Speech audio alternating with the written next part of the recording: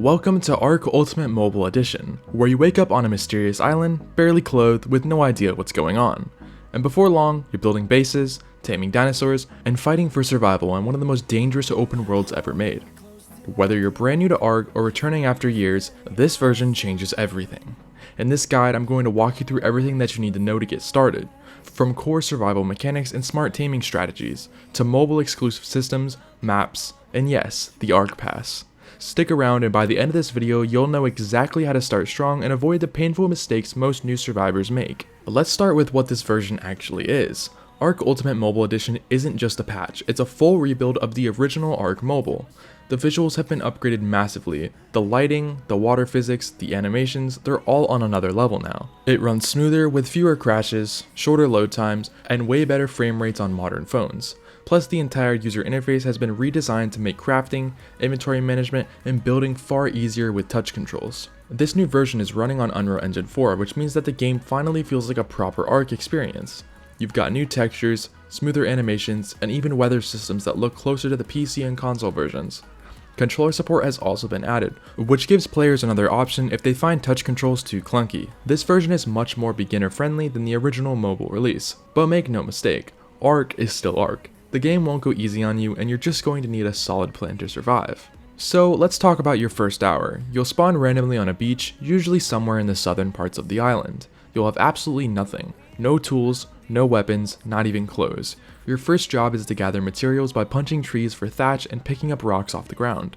As soon as you can, craft yourself a stone pick. This will let you harvest flint, wood, and stone faster. Then craft an axe and a campfire. The next thing that you'll need to worry about is food. Find a dodo or something small, kill it, and cook the meat in your campfire. You'll also want to grab berries from bushes for fiber and backup food. Once you've got basic tools and a bit of food, start crafting your first set of clothes. Even cloth armor provides just enough protection to keep you alive a little longer. As you level up from crafting and harvesting, you'll be given attribute points. Put your first few into health, weight, stamina, and movement speed. These will help you survive fights, carry more items, and avoid collapsing from exhaustion while running. Later on, you can start investing in fortitude and melee damage, but early on, survivability is key. Once that's done, build your first shelter. Don't get fancy. A small thatch hut with a door and a campfire inside is all that you need for now. What matters is that you place a bed inside. Beds allow you to respawn at your base when you die, which, let's be honest, you absolutely will. This video is sponsored by Mitra 9.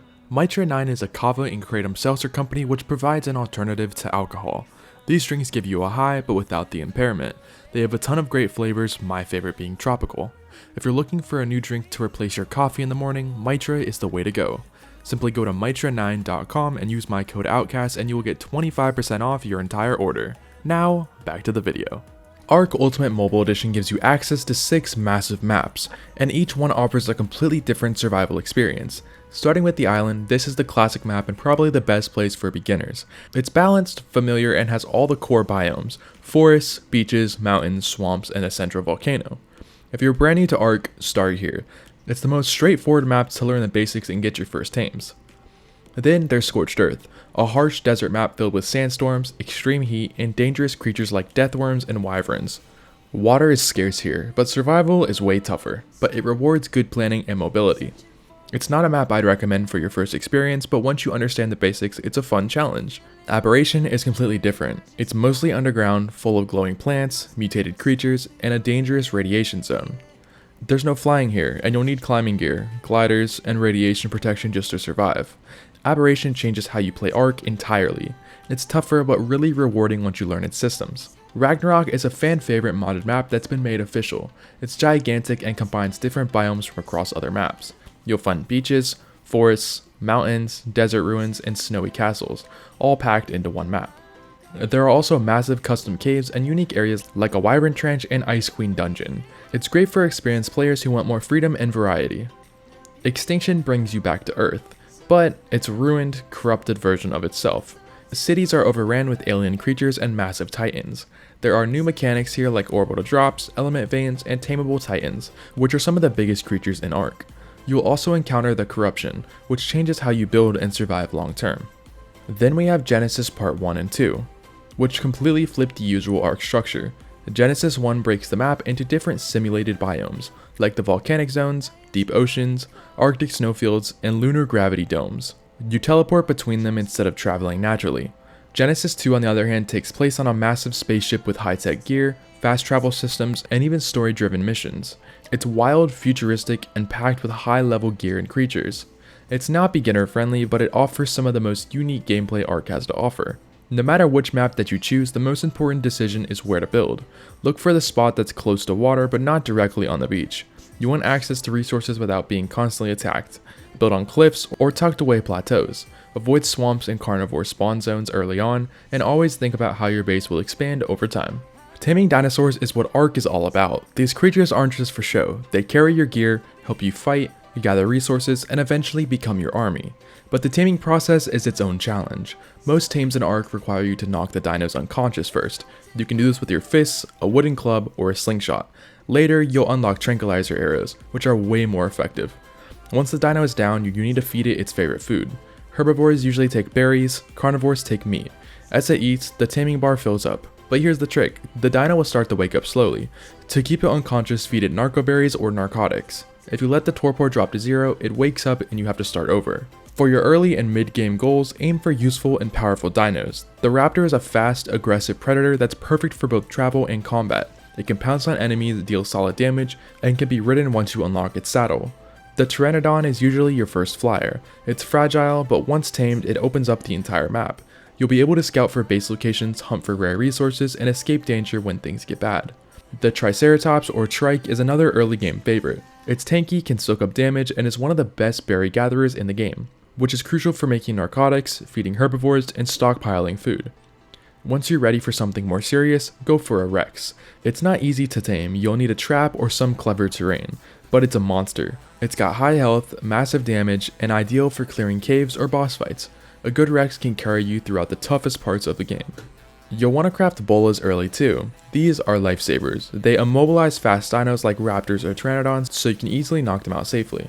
And one final tip, always build a taming pen near your base. It's just a little fenced-in area where you can trap creatures and tame them without worrying about them getting attacked mid-tame. ARK Pass is the ultimate way to experience everything that ARK Ultimate Mobile Edition has to offer. It's available as a monthly or annual subscription, and it unlocks a long list of premium benefits that really elevate your gameplay, especially if you're planning to spend a lot of time in ARK. With the ARK Pass, you'll get instant access to all expansion maps as they are released, no separate purchases required. That includes Scorched Earth, Aberration, Extinction, Ragnarok, and both Genesis parts. You'll also unlock the God Console in single player, which gives you powerful admin-like controls to spawn items, tame creatures instantly, fly around the map, and more. It's perfect for experimenting, building without limits, or just having fun. Subscribers also receive a monthly drop of free keys, which is a premium currency in ARK Mobile. On top of that, you get a 10% bonus on all key purchases, so that your money goes further when you decide to spend. Gameplay-wise, ARK Pass gives you a permanent double XP boost in all game modes, helping you level up faster and progress through the game much more efficiently. In multiplayer, you get a special name tag in chat, access to exclusive servers, and 2 weeks of early access to new content before it's available to everybody else. The big question is whether this makes the game pay to win, and the answer really depends on how you play. If you're just exploring solo or building in PvE, the boosts are nice, but not game breaking. They help you progress faster, but they don't automatically make you better. In PvP though, it can feel unfair. If someone is leveling twice as fast and taming high level dinos in half the time, they have a real edge. That said, ARK has always had a grindy side, and for players who don't have hours to spend, the ARK Pass is more like a pay to save time than pay to win. Still, some longtime fans hate it. They feel it just ruins the original survival vibe. Others love it for convenience. Personally, I think it's fine as long as it's optional. And for casual players, it might actually improve the experience. But I want to hear what you think. Does the ARK Pass help the game or hurt it? Before we wrap up, here are a few final tips that'll save your life and your sanity. Always carry extra bolas and spears when exploring. You never know what's around the corner, and it's better to have backups than to get caught empty-handed. Don't go out at night unless you absolutely have to. The darkness hides predators and you'll lose visibility fast. Your Parasaur isn't just a mount, it has a radar ability that detects enemies nearby, including hidden threats like players or sneaky raptors. Make backups of your dinos, tames die in ARK, and you'll thank yourself later if you have spares. And finally, consider joining a tribe. Solo survival is possible, but it's 10 times harder.